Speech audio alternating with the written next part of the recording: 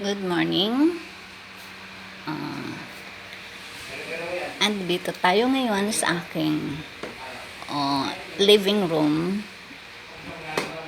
Kung napapansin nyo, hindi ayos ang arrangement at magulo kasi nga under construction ang aking bahay.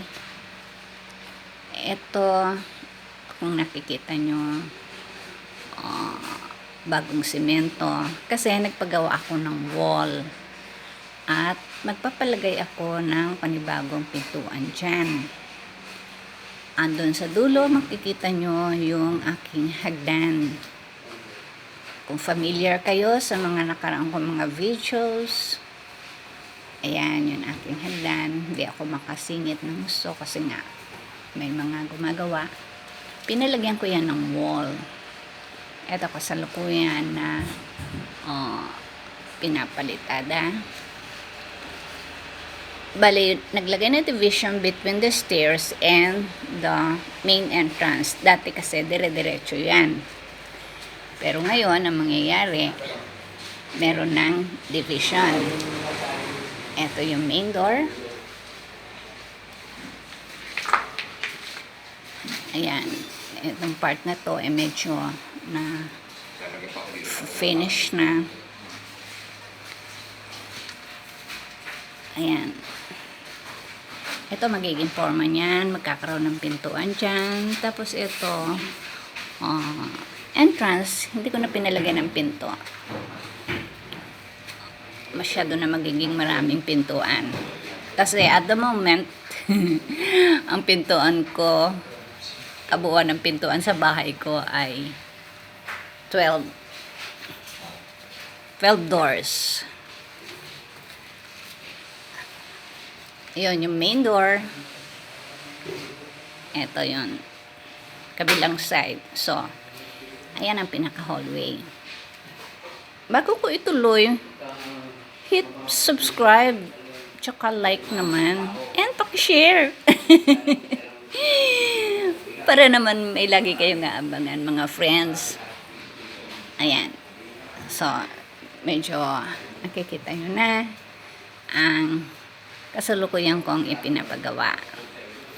Huwag kayong mag-alala mga friends, tuloy-tuloy ang pagpo-post ko ng development, ng construction ng aking bahay hanggang sa matapos ito. Ipapakita ko sa inyo. Ayan. At sana naman, aabangan nyo. At sana naman, magla-like kayo. At most especially, subscribe naman. Lalo na sa mga bagong viewers natin. Uy, parang merong, ayan, may dumating na delivery pala. Kaya pala may humintong truck. Teka, silip tayo. Ayun, hindi makita. Aray. Ayan. Yun, may tao. Kasalukuyang dinideliver, binababa. Ano ba yung binababa? Hardiflex plywood. Hardiflex plywood ba ang tamang tawag doon? Basta Hardiflex. Ayan ha. Generous ako sa aking mga videos ngayon. Kumbaga, may iba-ibang parts na ng bahay ko ang pinapakita ko. Ayun, ang aking mini garden.